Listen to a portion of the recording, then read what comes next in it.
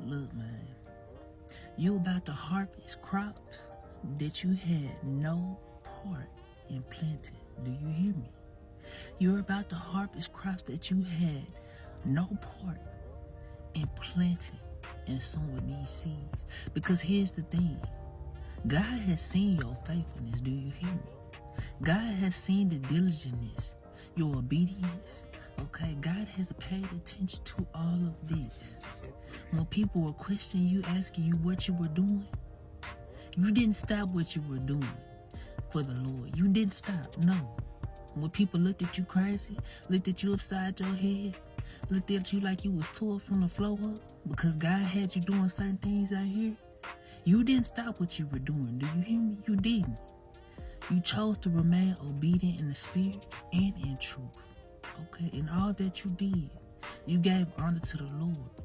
And this is why you're about to go harvest crops that you had no part in planting. I'm trying to tell y'all, listen, the reason why it was so important for you to get your ass up and do what God asked you to do is for this very season and this very reason right here, right now.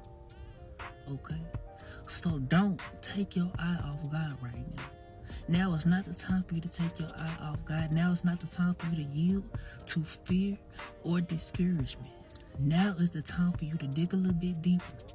Okay? Now is the time for you to keep going.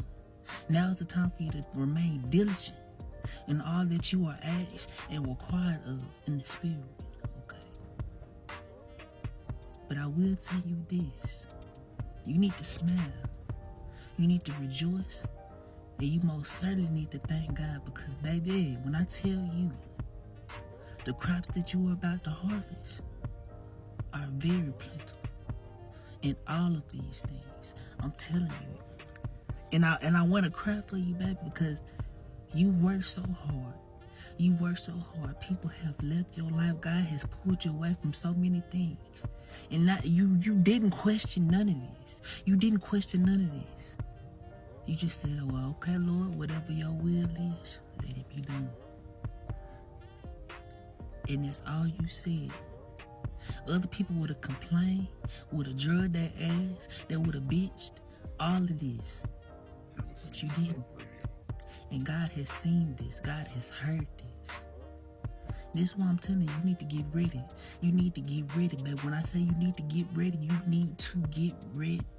I'm telling you, because you're about to have a supernatural harvest this season.